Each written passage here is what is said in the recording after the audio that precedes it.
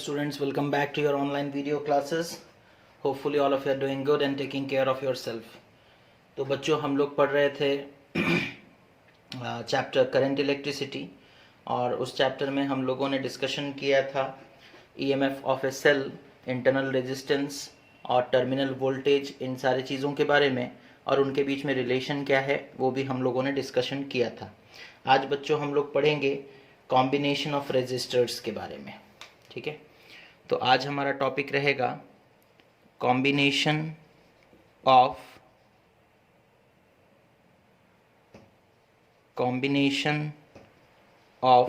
Resistors के बारे में।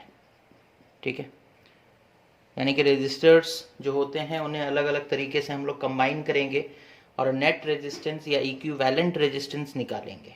ओके, जैसे सपोज कर लो, अब कॉम्बिनेशन कितने तरह के होते हैं ना? कॉम्बिनेशन बच्चों दो तरह के होते हैं, एक होता है सीरीज कॉम्बिनेशन, एक होता है पैरेलल कॉम्बिनेशन। ठीक है, series combination and parallel combination. अब ये सीरीज कॉम्बिनेशन क्या है और पैरेलल कॉम्बिनेशन क्या है?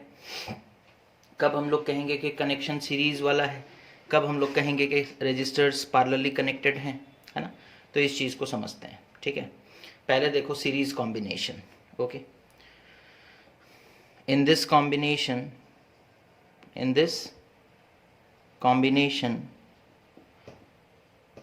the resistors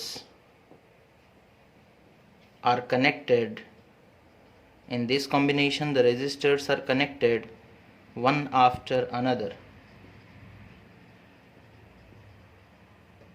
in such a way that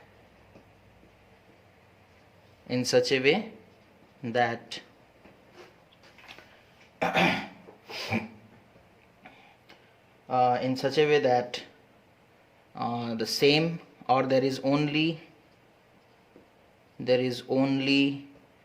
one path for current to flow.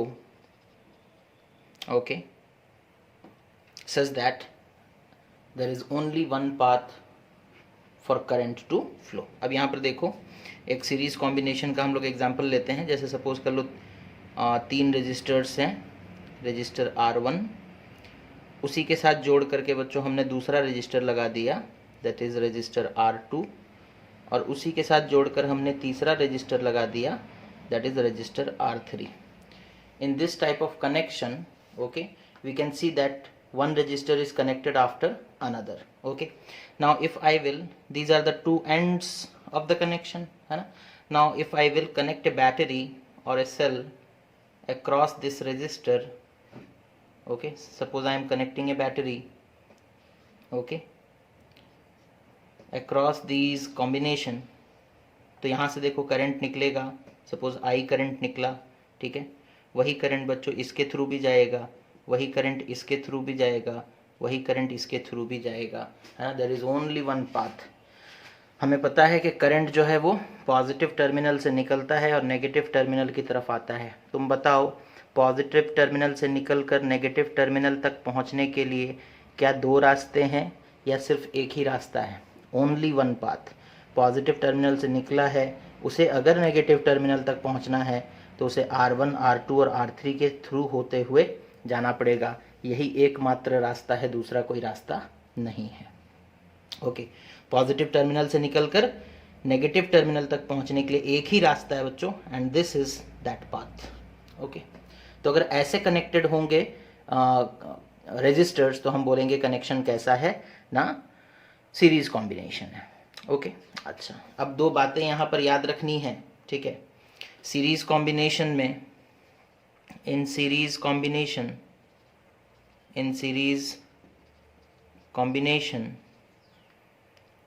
current through all the resistors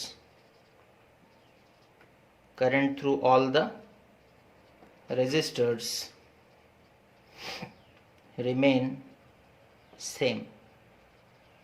सब में सेम करंट फ्लो करेगा। इस चीज़ को नोट करोगे, बहुत हेल्पफुल होता है बच्चों क्वेश्चन सॉल्व करते वक्त और डिराइवेशंस करते वक्त, है ना? तो सीरीज कॉम्बिनेशन में, है ना, क्या होगा ना, करंट सब में सेम रहेगा। ये पॉइंट नोट करोगे। एंड दूसरा सपोज कर लो हमने यहाँ पर वोल्टेज जो बैटरी है उसका टोटल वोल्टेज है V, टोटल पोटेंशियल डिफरेंस कितना है V, यानी कि टर्मिनल पोटेंशियल डिफरेंस कितना है V। अब वो क्या कहता है, देखो क्या कहता है, क्या होता है देखो ना, इन सीरीज कॉम्बिनेशन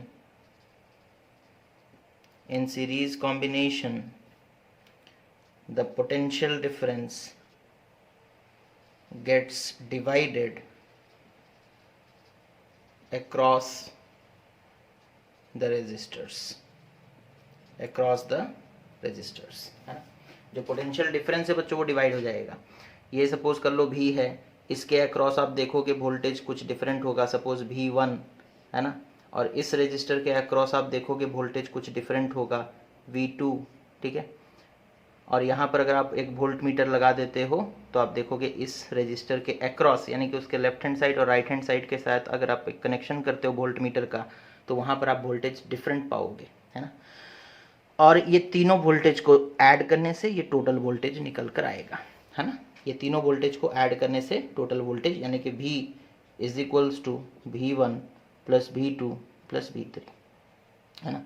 तो voltage is getting divided across the resistor and current remains same through all the resistors, है ना। करंट सीरीज कॉम्बिनेशन में करंट सेम रहता है, वोल्टेज डिवाइड होता है। ओके, सीरीज कॉम्बिनेशन में करंट सेम रहता है और वोल्टेज डिवाइड होता है। ओके, अच्छा इतना चीज़ नोट कर लो। उसके बाद फटाफट इसका डिराइवेशन कर देते हैं बच्चों। ओके ओके, देखो फटाफट इसका डिराइवेशन करते हैं सीरीज कॉम्बिनेशन का। वो दोनों चीज़ याद रखना है आपको कि in series combination the current remain same and voltage gets divided. Okay, अब देखो डिराइवेशन देखो, सपोज कर लो 3 रजिस्टर्स हैं, सपोज R1 या नीचे लिख लेते हैं, सपोज R1 R2 R3, ठीक है। अब इन्हें हमने कनेक्ट कर दिया एक सेल से, ठीक है, और इस सेल का पोटेंशियल है V। ओके, अभी जैसा हमने बताया था कि वोल्टेज डिवाइड हो जाएगा, करंट सेम रहेगा। सपोज करंट I प्रोड्यूस हुआ बच्चों, वो करंट R1 के थ्रू भी जाएगा, वो करंट R2 के थ्रू भी जाएगा, और वही करंट R3 के थ्रू भी जाएगा। The same current will flow. Okay, now voltage will be different. यहाँ पर वोल्टेज सपोज V1 है R1 के अक्रॉस, R2 के अक्रॉस सपोज कर लो बच्चों V2 है, एंड R3 के अक्रॉस सपोज कर लो वोल्टेज V3 है, ठीक है। अब यहाँ पर एक चीज़ ध्यान रखना है डिराइवेशन के दौरान कि डिराइवेशन हम लोग स्टार्ट करेंगे उस चीज़ से जो डिवाइड होता है। डिराइवेशन किससे स्टार्ट करेंगे? उस चीज़ से जो डिवाइड होता है। अब देखो कुछ नहीं, ज़्यादा कुछ नहीं, ओम्स लॉ, सब ओम्स लॉ से डिराइव हो जाएगा, ठीक है। कैसे करना है डिराइव? देखो आप क्या करो, इसे 3 पार्ट में बांट दो। ये एक हिस्सा वोल्टेज करंट रेजिस्टेंस पता है, ये एक पोर्शन हो गया, इसमें वोल्टेज करंट और रेजिस्टेंस पता है, और ये तीसरा हिस्सा हो गया बच्चों, इसमें भी वोल्टेज करंट रेजिस्टेंस पता है, ठीक है। 3 पार्ट में हमने इस पूरे सर्किट को डिवाइड कर दिया। Now according to Ohm's law, सिर्फ इस पार्ट में ओम्स लॉ लगाओ तो हम लिख सकते हैं V1 is equals to I into R1, this is equation number 1, ठीक है। इस पार्ट में ये जो पोर्शन है इसमें ओम्स लॉ लगाएंगे तो V2 is equals to I into R2, this is equation number 2, ठीक है। इस पार्ट में ओम्स लॉ लगाएंगे तो V3 is equals to I into R3, this is equation number 3, ठीक है। अच्छा अब यहाँ पर देखो ओके, अब यहाँ पर देखो कि अगर मान लो ये 3 रजिस्टर्स हैं, इन तीनों का कॉम्बिनेशन एक नेट रेजिस्टेंस आएगा। लेट द नेट इक्विवेलेंट और net resistance be R। Okay, suppose कर लो टोटल रेजिस्टेंस कितना है R, है ना, मतलब R1 plus R2 plus R3 का कॉम्बिनेशन कितना है R। तो हम अगर पूरे सर्किट पे ओम्स लॉ एक साथ लगाते हैं, हमने पूरे सर्किट का रेजिस्टेंस कितना माना है बच्चों R, पूरे सर्किट का वोल्टेज कितना है V, पूरे सर्किट में करंट कितना फ्लो कर रहा है I, है ना। अब पूरे सर्किट में एक बार ओम्स लॉ लगा देंगे तो हम लिख सकते हैं V is equals to I R, है ना।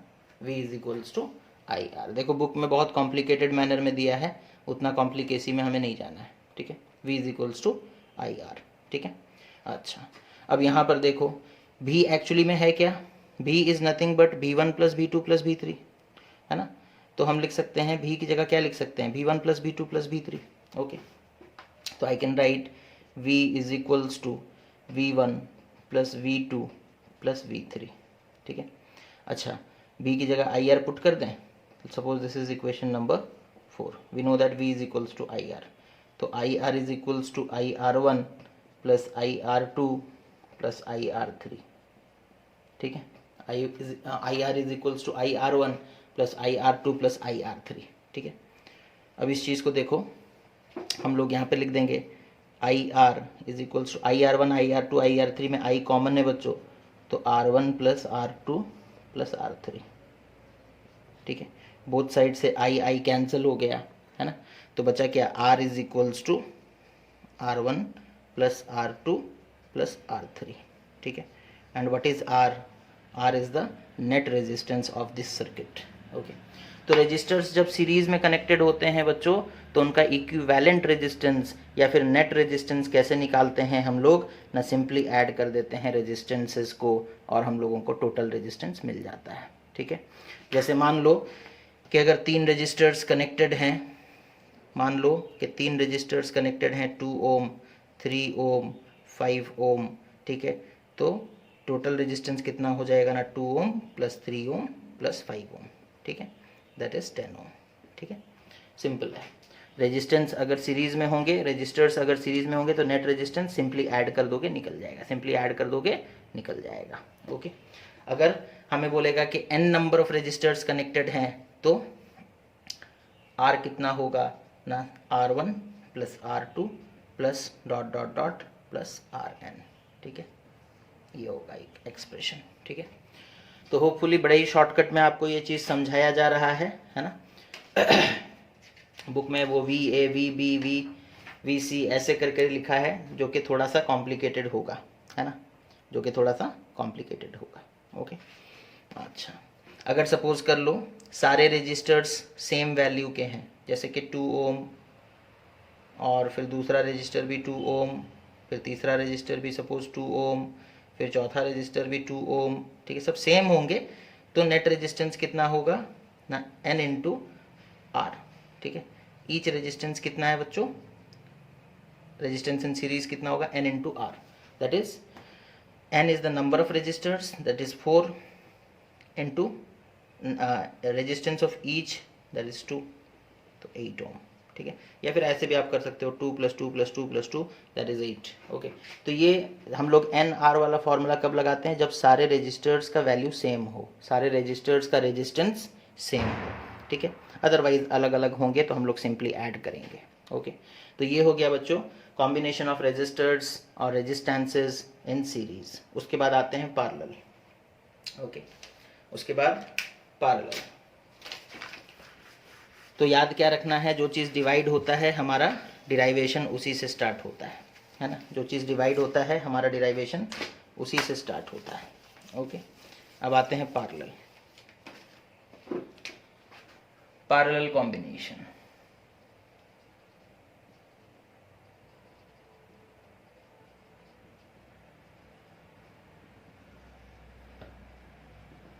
ओके, पैरेलल कॉम्बिनेशन का मतलब क्या है, if 2 or more resistors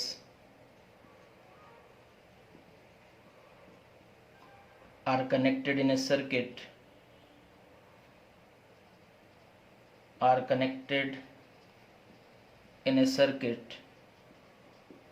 in such a way that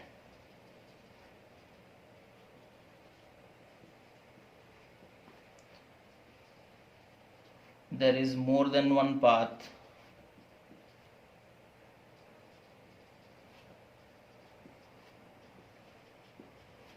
for current to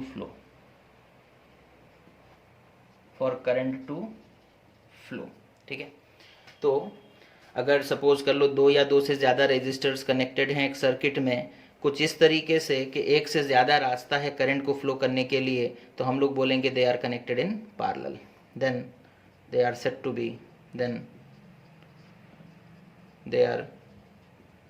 to be connected in parallel.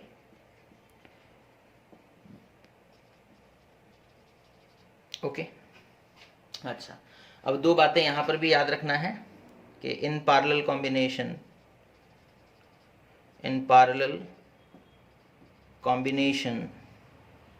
2 बात याद रखना है। क्या है ना, voltage across the resistors remain same, ठीक है। एंड दूसरा बात, current flowing through the resistors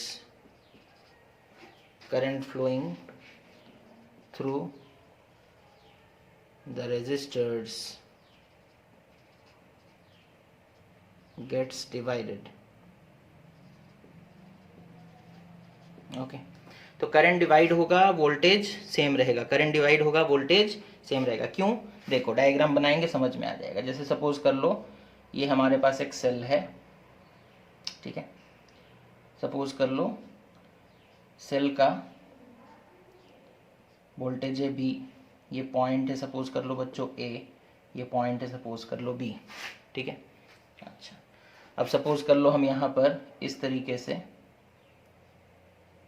एक रेजिस्टर, दूसरा रेजिस्टर, तीसरा रेजिस्टर लगा दिए। अब बताओ तीनों रेजिस्टर्स का लेफ्ट आर्म जो है वो कनेक्टेड है पॉइंट ए के साथ, और तीनों रेजिस्टर्स का राइट आर्म जो है वो कनेक्टेड है पॉइंट बी के साथ, यानी कि तीनों सेम पोटेंशियल डिफरेंस के साथ कनेक्टेड है ना, दैट इज ए बी, है ना। ए का एक पोटेंशियल होगा बच्चों, बी का एक पोटेंशियल होगा। सपोज कर लो ए बी का वी ए बी कितना है ना, सपोज कर लो 20 वोल्ट, है ना। तो रजिस्टर R1 भी 20 वोल्ट के अक्रॉस कनेक्टेड है, रजिस्टर R2 भी 20 वोल्ट के अक्रॉस कनेक्टेड है, एंड रजिस्टर R3 भी 20 वोल्ट के अक्रॉस कनेक्टेड है। इस तरीके का कनेक्शन होता है जहाँ पर कॉमन टर्मिनल्स में रजिस्टर्स कनेक्टेड होते हैं, तो हम लोग कहते हैं कि they are connected in parallel. Okay, voltage same रहेगा, है ना। R1 को जितना वोल्टेज मिलेगा R2 को भी उतना ही वोल्टेज मिलेगा, R3 को भी उतना ही वोल्टेज मिलेगा, और वो वोल्टेज कितना होगा, V के बराबर, ठीक है। अच्छा, डिवाइड क्या होगा, यहाँ से सपोज कर लो करंट निकला I, यहाँ पहुँचा, यहाँ के बाद डिवाइड हो जाएगा। 3 रास्ते हैं बच्चों, तीनों रास्ते में वो डिवाइड हो जाएगा। सपोज R1 की तरफ गया करंट I1, R2 की तरफ करंट गया I2, एंड R3 की तरफ करंट गया I3, करंट डिवाइड होगा। बाद में फिर सारे करंट यहाँ मिल करके I बन करके वापस लौट आएंगे। जितना करंट पॉजिटिव टर्मिनल से निकला है उतना करंट नेगेटिव टर्मिनल तक पहुँचना चाहिए, ठीक है। तो ये हो गया बच्चों पैरेलल कॉम्बिनेशन का मतलब, ये हो गया पैरेलल कॉम्बिनेशन का मतलब। अब देखते हैं डिराइवेशन। ओके,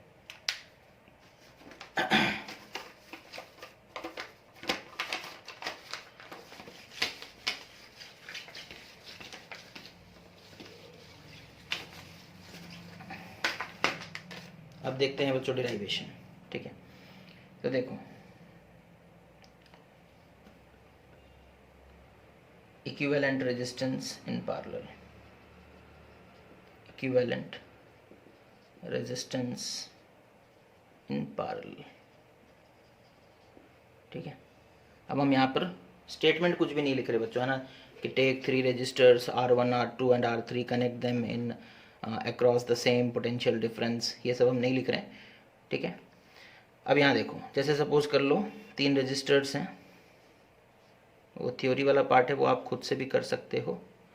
3 रेजिस्टर्स हैं सपोज कर लो बच्चों इस तरीके से, let this be R1, let this be R2, let this be R3, these are connected across a cell, okay, उस potential difference is V। Okay, suppose कर लो इस सर्किट में जो टोटल करंट है वो I अमाउंट का है, ठीक है, वो निकला और फ्लो होकर डिवाइड हो गया। यहाँ पर इधर गया सपोज कर लो करंट I1, इधर सपोज गया करंट I2, इधर सपोज गया करंट I3, ठीक है।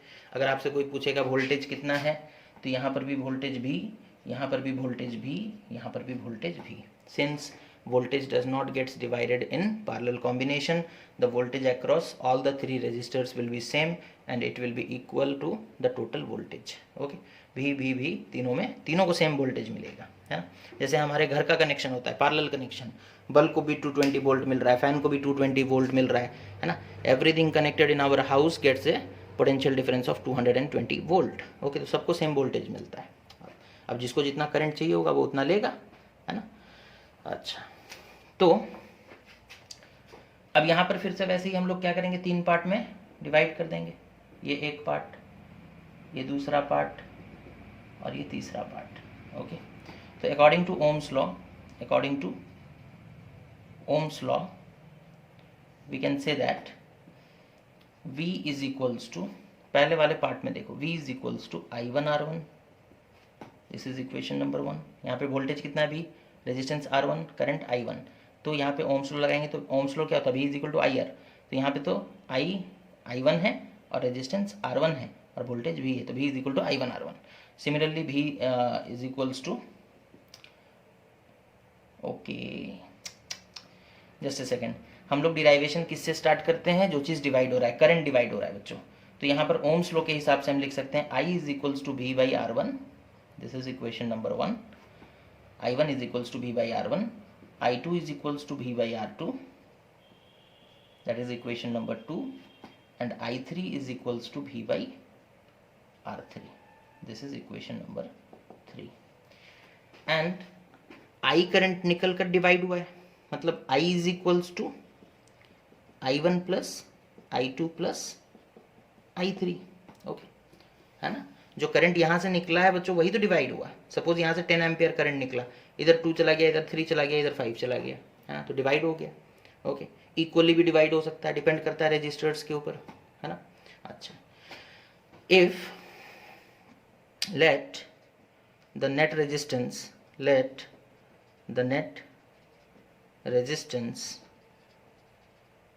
Of the combination, let the net resistance of the combination be Rp, that is the resistance in parallel। Suppose in तीनों का कॉम्बिनेशन कितना है, उसका वैल्यू कितना है Rp, मतलब इस पूरे सर्किट का नेट रेजिस्टेंस कितना है Rp। अब पूरे सर्किट को देखो एक बार, ओम्स लॉ लगा दो, है ना। पूरे सर्किट के लिए अगर हम ओम्स लॉ लगाएंगे तो total resistance Rp, total voltage V, total current I। तो हम टोटल करंट की जगह लिख सकते हैं V बाई Rp, है ना। टोटल करंट की जगह क्या लिख सकते हैं, I is equals to V by RP लिख सकते हैं या नहीं, है ना। बिकॉज अब हम किसे कंसिडर कर रहे हैं, पूरे सर्किट को कंसिडर कर रहे हैं। जब हम पूरे सर्किट को कंसिडर करते हैं तो हमें total voltage, total current, total resistance देखना पड़ेगा। तो हमने ये माना है कि इन तीनों रेजिस्टर्स का कॉम्बिनेशन रेजिस्टेंस कितना है RP, ये हमने एज्यूम किया, ठीक है। तो हमारे एजम्पशन के हिसाब से ये फॉर्मूला बनकर निकलता है, that is I is equal total current is equal to total voltage by total resistance। Okay, तो हम I की जगह लिख दे V by RP, it is equals to I1 की जगह लिख सकते हैं V by R1 plus I2 की जगह लिख सकते हैं V by R2 plus I3 की जगह लिख सकते हैं V by R3, ठीक है। अब इन तीनों का देखो इधर इस तरफ V कॉमन है, ठीक है, तो इसे हम थोड़ा मॉडिफाई करके लिखेंगे। यहाँ पर देखो लिख दे रहे हैं, that is V by RP is equals to V into 1 by R1 plus 1 by R2 plus 1 by R3, ठीक है। 1 plus R1 plus 1 plus 1 by R2 plus 1 by R3, ठीक है। अब बोथ साइड से V कैंसिल, तो 1 by RP is equals to 1 by R1 plus 1 by R2 plus 1 by R3, ठीक है। So this is the expression for what, the reciprocal of total resistance in parallel। क्या ये resistance in parallel है, नहीं, ये resistance in parallel का reciprocal है। आप इसे सॉल्व करोगे, फिर से एक बार रेसिप्रोकेट कर दोगे तो आपको रिजल्ट मिलेगा। एग्जाम्पल देते हैं, समझ में आ जाएगा, ठीक है। तो इस चीज़ को नोट कर लो, ओके। उसके बाद देखो एग्जाम्पल, सपोज कर लो, हम लोग एग्जाम्पल लेते हैं। सपोज कर लो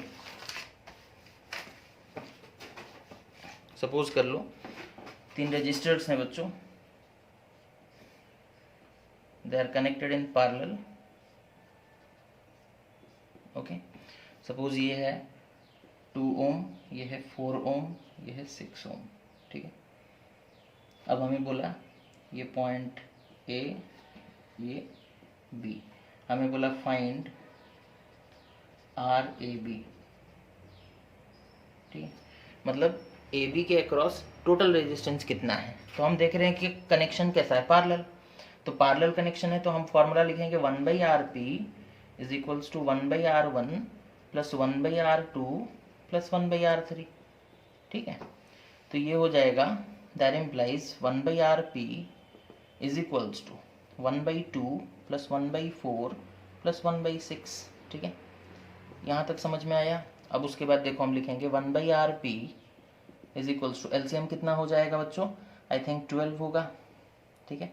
तो ये हो जाएगा 12 मतलब 6 प्लस ये हो जाएगा कितना 3 प्लस 2, ठीक है। तो 1/RP कितना निकल कर आ रहा है देखो, दैट इज 6 3 9 2 11/12, ठीक है।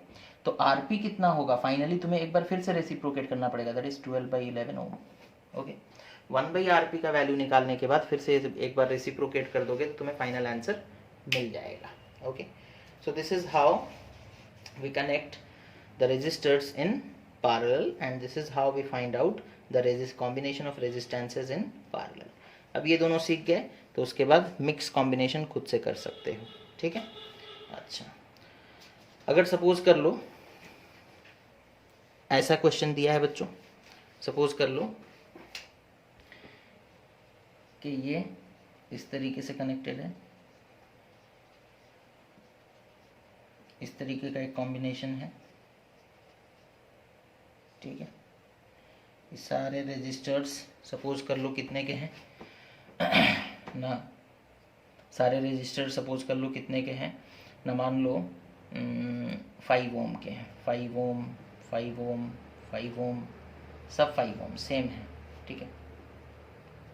तो यहाँ पर एक शॉर्टकट याद रखोगे, अगर सारे सेम रजिस्टर्स हों, मतलब सबका रेजिस्टेंस अगर सेम हो और पैरेलली कनेक्टेड हो, तो गिन लो कितने कनेक्टेड है, 1 2 3 4 5 6 7 8 8। तो नेट रेजिस्टेंस याद रखोगे, it will be 5/8 ohm, simple, खत्म।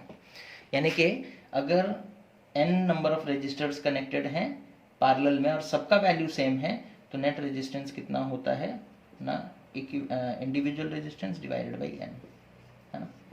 ये कब लगाना है, जब सारे सेम रजिस्टर्स होंगे, अदरवाइज फॉर्मूला तो है 1/RP is equal to 1/R1 plus 1/R2 plus 1/R3, इस तरीके से निकाल सकते हो। अच्छा, 2 रजिस्टर्स होंगे तो उसका भी एक शॉर्टकट है, ठीक है। यहाँ देखो देखो, जैसे सपोज कर लो 2 रजिस्टर्स कनेक्टेड हैं बच्चों इस तरीके से पैरेलली, ओके। सपोज ये है 4 ओम, ये है सपोज कर लो 6 ओम, हमें बोला फाइंड रेजिस्टेंस इन पैरेलल, ठीक है।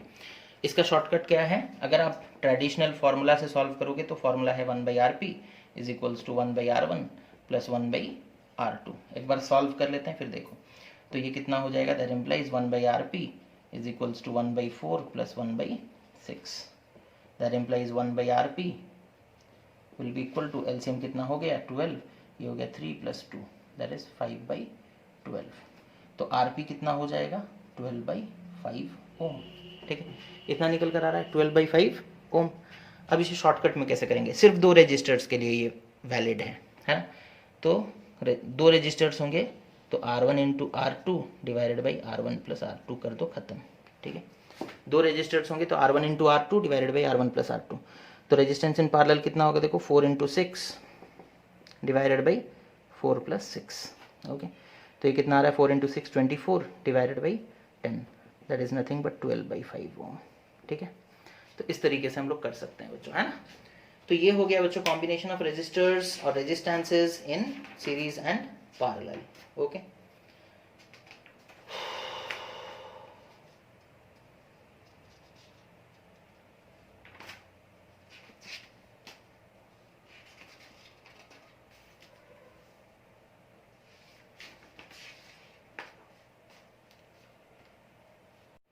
ओके स्टूडेंट्स, अभी नेक्स्ट टॉपिक जो हम लोग डिस्कशन करेंगे, it is commercial unit of energy, है ना। Commercial unit of electrical energy, ठीक है, commercial unit of electrical energy. Generally तो एनर्जी हम लोग मेज़र करते हैं बच्चों जूल में, ठीक है, बट कॉमर्शियली जो हम लोग मतलब इलेक्ट्रिकल एनर्जी जो खरीदते हैं बेचते हैं तो उसको कौन से यूनिट में मेज़र किया जाता है ना। ना commercial unit of energy is, commercial unit of energy is kilo watt hour, है ना, शॉर्ट फॉर्म में KWH लिखते हैं, ठीक है। The commercial unit of energy is kilo watt hour, है ना। आपको पता है बच्चों power is equals to work done by time, work done जितना होता है एनर्जी उतना ही स्पेंड होता है, तो एनर्जी बाई टाइम भी लिख सकते हैं। तो यहाँ से हम लोगों को पता चला कि energy is equals to power into time, okay. Power का यूनिट किलोवाट, टाइम का यूनिट आवर अगर होगा, है ना, पावर का यूनिट किलोवाट होगा और टाइम का यूनिट अगर आवर होगा तो उस यूनिट को हम लोग क्या कहते हैं ना, कॉमर्शियल यूनिट ऑफ एनर्जी। तो commercial unit of energy is kilowatt hour. बिल्कुल भी कंफ्यूज नहीं होना है बच्चों किलोवाट देख करके, नहीं तो पावर का यूनिट मत समझ लेना, किलोवाट आवर है, यानी कि किलोवाट में टाइम मल्टीप्लाई हुआ है, पावर में टाइम मल्टीप्लाई होता है तो एनर्जी मिलता है ना, क्या मिलता है, energy. So this is not the unit of electrical power, rather it is the unit of electrical energy, okay। अच्छा, अब यहाँ पर देखो 1 kilowatt hour is equals to how many joules, 1 kilowatt hour is equals to dash joules, ठीक है, अगर ये पूछा जाए, ठीक है। तो कन्वर्ट करते हैं हम लोग, हम लोगों को पता है 1 watt is equals to 1 joule by 1 second. तो 1 किलोवाट कितना हो जाएगा ना, 1000 जूल बाई 1 सेकेंड, है ना। अच्छा, तो किलोवाट की 1 किलोवाट की जगह हम क्या लिख सकते हैं, 1000 जूल बाई 1000 बाई, अब जूल यहाँ पर लिखा हुआ है, बाई 1 सेकेंड इनटू आवर है, आवर में कितने सेकेंड्स होते हैं, 3600 सेकेंड, सेकेंड से सेकेंड कैंसिल हुआ बच्चों, 1000 into 3600 that is 3.6 into 10 to the power 6 joule, ठीक है। तो 1 kilowatt hour is equals to 3.6 into 10 to the power 6 joule, है ना। अब यही वो यूनिट है बच्चों जिसमें हम लोग मेज़र करते हैं इलेक्ट्रिकल एनर्जी हमारे घरों का भी, है ना, हमारे घर में कितना इलेक्ट्रिकल एनर्जी कंज्यूम हो रहा है उसे भी हम लोग इसी तरीके से मेज़र करते हैं। एक एग्जांपल लेते हैं और इस टॉपिक को समझते हैं, ठीक है। जैसे सपोज कर लो हमें क्वेश्चन दे दिया गया, सपोज कर लो हमें क्वेश्चन दे दिया गया, क्या दिया गया क्वेश्चन ना, कि एक घर है इन ए हाउस, ओके, एक घर है बच्चों। अब हम क्वेश्चन लिख नहीं रहे, जगह नहीं होगा, हम सिर्फ बोल रहे हैं, आप लोग उस चीज़ को नोट कर सकते हो। एक घर है जिसमें सपोज कर लो 10 बल्ब्स हैं of 20 watt each, used for 8 hours a day, ठीक है। एक घर है जिसमें 10 बल्ब्स लगे हुए हैं, हर एक बल्ब 20 वाट का है और 8 घंटे यूज़ होते हैं, और उसी घर में सपोज कर लो 5 फैंस हैं of 100 watt each, used for suppose कर लो 6 आवर्स ए डे, ठीक है। और उसी घर में बच्चों सपोज कर लो एक 2 एयर कंडीशनर्स हैं of 2000 watt each, used for suppose कर लो कितना ना 3 आवर्स ए डे, ठीक है। उसके बाद उसी घर में सपोज कर लो एक मोटर है ऑफ सपोज 1 किलोवाट, है ना, 1 kilo watt used for suppose कर लो 2 आवर्स ए डे, ठीक है। तो ये हम लोगों को इन्फॉर्मेशन दिया गया है एक घर में क्या क्या चीज़ लगा है ना। उसके बाद हम लोगों से वो क्या पूछ रहा है बताओ, हम लोगों को वो पूछ रहा है if the cost of electricity, if the cost of electricity is rupees 5 per unit, find the electricity bill, find the electricity bill of the house for the month of, suppose कर लो नवंबर, ठीक है, for the month of November. अगर month का नाम नहीं दिया गया होगा बच्चों तो 30 डेज लोगे, है ना। अगर मंथ का नाम नहीं दिया गया है तो 30 डेज लोगे, और अगर मंथ का नाम बता दिया गया है तो आपको पता है कौन से मंथ में कितने डेज होते हैं, है ना। अच्छा, तो इसे एक क्या बोलते हैं, उसे स्क्रीनशॉट ले लो या फिर नोट डाउन कर लो, ठीक है। अब हम यहाँ पे सॉल्व करने जा रहे हैं, ठीक है। ओके, इस चीज को मिटाते हैं पहले। देखो, तो सबका एनर्जी हमें निकालना पड़ेगा, कितना एनर्जी कंज्यूम हो रहा है ना। एनर्जी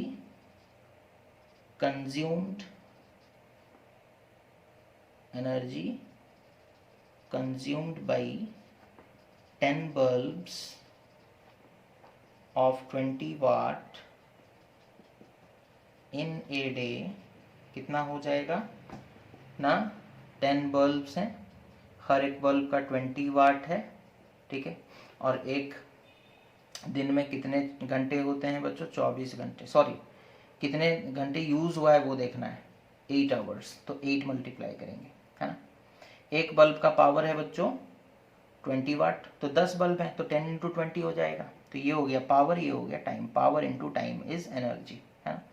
तो ये कितना आ रहा है देखो, it will be 200 into 8, that is 1600 watt. Okay, 1600 watt, जिसे हम लिख सकते हैं ना 1.6 किलो वाट, 1.6 किलो वाट। एक दिन में इतना एनर्जी यूज हुआ, ठीक है। एक एक दिन का निकालते हैं, फाइनली लास्ट में 30 मल्टीप्लाई कर देंगे, बिकॉज हमें नवंबर के पूरे मंथ के लिए निकालना है ना। तो energy consumed by 10 bulbs of 20 watt in a day is 1.6 kilo watt. Similarly हम निकाल सकते हैं एनर्जी कंज्यूम्ड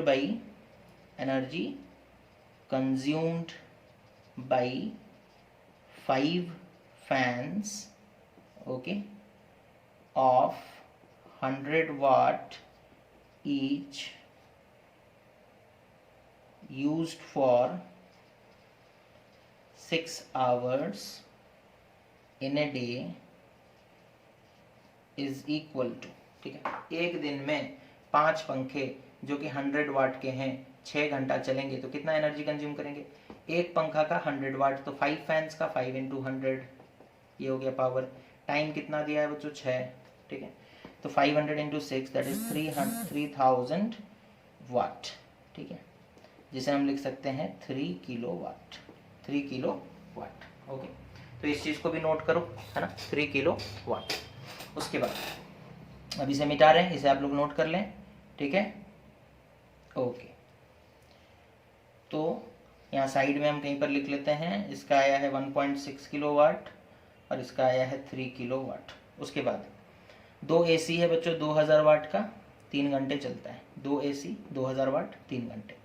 तो एनर्जी कंज्यूम्ड बाई AC, अब हम थोड़ा शॉर्ट में लिख रहे हैं, energy consumed by air conditioner in a day कितना होगा, कितने AC हैं 2, एक AC का पावर कितना 2000 इंटू एक AC कितने घंटे चल रहा है 3, ठीक है। तो सबको मल्टीप्लाई कर देंगे, 2 2 ज़ा 4, 4 3 ज़ा 12, तो 12,000 वाट और दैट इज 12 किलो वाट, ठीक है।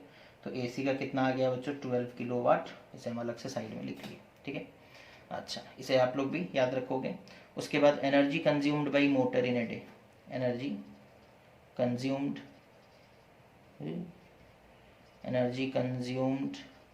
By motor in a day, ठीक है।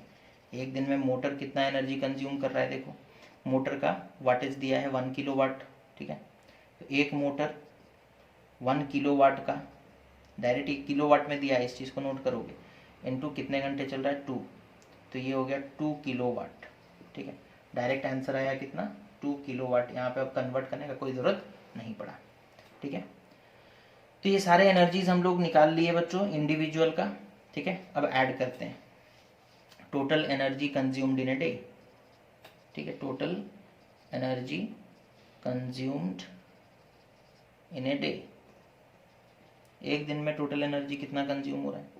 देखो बल्ब का आया था 1.6 किलोवाट, प्लस फैन का आया था 3 किलोवाट, प्लस एसी का आया था 12 किलोवाट, प्लस मोटर का आया था 2 किलोवाट।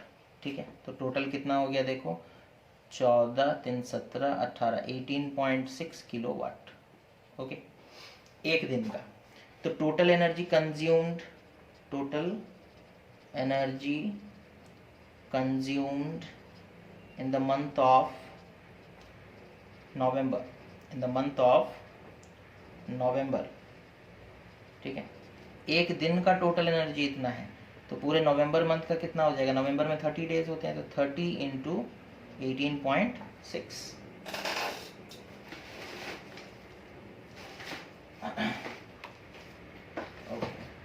तो 30 इंटू 18.6 ये कितना हो रहा है बच्चों, ये हो रहा है 558 वाट, सॉरी 558 किलोवाट। ठीक है, अच्छा सॉरी किलोवाट आवर, ओहो ये 1.6 किलोवाट आवर, ये 3 किलोवाट आवर, ये 12 किलोवाट आवर, टाइम भी तो मल्टीप्लाई हुआ था, सॉरी बच्चों वहाँ पे टाइम भी मल्टीप्लाई हुआ था, आवर आवर लिखना था। ठीक है, तो ये 18.6 kilowatt hour in a day. ठीक है, हम किलोवाट किलोवाट लिख करके छोड़ दिए थे, किलोवाट लिख देंगे तो वो पावर हो जाएगा, तो 558 kilowatt hour. Okay okay, now cost of 1 kilowatt, cost पर यूनिट दिया है बच्चों, यूनिट क्या होता है किलोवाट आवर, तो cost of 1 kilowatt hour is equals to ₹5, है ना। तो कॉस्ट ऑफ 558 किलोवाट आवर कितना हो जाएगा निकाल सकते हो, मल्टीप्लाई कर दो 5, है ना, तो आ रहा है 2790, इतना रुपया बिल आएगा। ठीक है, 2790। ओके, तो ये बच्चों ये एक ही क्वेश्चन में आपका ये कंसेप्ट क्लियर हो जाना चाहिए कि हम लोग इलेक्ट्रिसिटी बिल कैसे कैलकुलेट करेंगे। ठीक है, इलेक्ट्रिसिटी बिल कैसे कैलकुलेट करेंगे। ओके, अच्छा उसके बाद आता है heating effect of current. Okay, ये हो गया खत्म, वेरी गुड। अब इसके बाद आता है बच्चों हीटिंग इफेक्ट ऑफ करंट, है ना। देखो वो क्या है heating effect of current.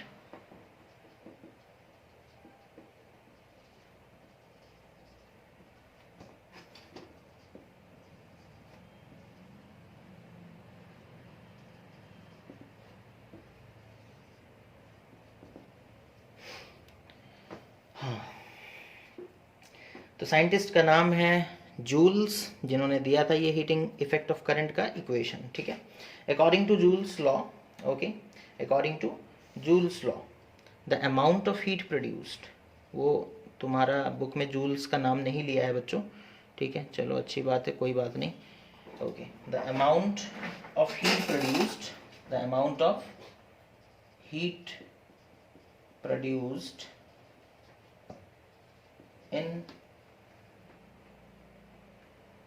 a current carrying wire, in a current carrying wire is directly proportional to, ठीक है, जो हीट प्रोड्यूस होगा बच्चों, it is directly proportional to square of current, it is directly proportional to resistance, and it is directly proportional to the time for which the current is flowing, है ना। तीनों को जोड़ देंगे तो हम लिख सकते हैं H is proportional to I square RT और H is equals to I square RT। ठीक है, यहाँ पर जो कांस्टेंट प्रोपोर्शनलिटी कांस्टेंट उसका वैल्यू 1 आता है बच्चों, है ना। तो ये हो गया हमारा हीटिंग इफेक्ट ऑफ करंट, और इतना हीट प्रोड्यूस होगा। ठीक है, मतलब जब एक वायर के थ्रू करंट फ्लो करता है आई अमाउंट का, तो उसमें हीट प्रोड्यूस होगा, कितना हीट होगा वो आई के ऊपर डिपेंड करता है, किस तरीके से ना, स्क्वायर ऑफ करंट पे डिपेंड करता है। यानी कि करंट अगर आप डबल कर दोगे तो जो हीट प्रोड्यूस है वो 4 गुना बढ़ जाएगा, करंट अगर आप ट्रिपल कर दोगे तो जो हीट प्रोड्यूस है वो 9 गुना बढ़ जाएगा। ठीक है, रेजिस्टेंस के ऊपर डायरेक्टली प्रोपोर्शनल है, रेजिस्टेंस डबल करने से हीट डबल होगा, रेजिस्टेंस ट्रिपल करने से हीट ट्रिपल होगा। इसी के लिए देखते हो हम लोग जो हीटिंग एलिमेंट होते हैं, है ना, वो हम लोग कैसे मटेरियल का चूज़ करते हैं ना, निक्रोम वगैरह का चूज़ करते हैं जिनका रेजिस्टेंस ज़्यादा होता है। रेजिस्टेंस ज़्यादा होगा तो हीट ज़्यादा प्रोड्यूस होगा, डायरेक्टली प्रोपोर्शनल है। और जितने ज़्यादा समय तक आप हीट फ्लो कराओगे उतना ज़्यादा हीट प्रोड्यूस होगा, ये तो सिंपल सा नियम है ना। तो जो हीट प्रोड्यूस होगा बच्चों वो 3 चीज़ों पर डिपेंड करेगा, that is square of current, resistance and time. ठीक है, square of current, resistance of that conductor और register and the time for which the current is flowing. Okay, ये जो भी आंसर आएगा बच्चों it will be in joules. ठीक है, अगर कैलोरी में कन्वर्ट करना है तो 4.186 डिवाइड करना पड़ेगा, है ना। कैलोरी में कन्वर्ट करना है तो 4.186 क्या करना पड़ेगा, डिवाइड करना पड़ेगा। चलो फाइनली वो आपके बुक में लिखा है, this relation is known as Joule's law of heating. ये जो रिलेशन है इसे हम लोग क्या कहते हैं ना, जूल्स लॉ ऑफ हीटिंग। तो ये सारी बातें किसने कही थी, जूल्स ने, है ना। जूल्स ने कहा कि जो हीट प्रोड्यूस होगा it is directly proportional to the square of current. Joules ने कहा जो हीट प्रोड्यूस होगा it is directly proportional to the resistance of that conductor और रजिस्टर। जूल्स ने कहा जो हीट प्रोड्यूस होगा it is directly proportional to the time for which current is flowing in that conductor. Okay, तो बच्चों इसी के साथ आपका खत्म हो जाता है एक्सरसाइज 8C। ठीक है, और इसके बाद जो नेक्स्ट चैप्टर है उसे हम लोग कल से स्टार्ट कर देंगे, क्योंकि पहला दिन ही हमें पता चला है आप लोगों का फिज़िक्स है। ठीक है, तो थोड़ा सा ज़्यादा मतलब लेंदी वीडियोज़ आएंगे, तो आप लोगों को उस चीज़ को थोड़ा बियर करना है, देखना है और समझना है। ठीक है, और हम लोग कोशिश करते रहेंगे जितना मैक्सिमम पोर्शन ख़त्म हो सके हम लोग करेंगे। ठीक है, so thank you for watching students, take care of yourself and have a nice day.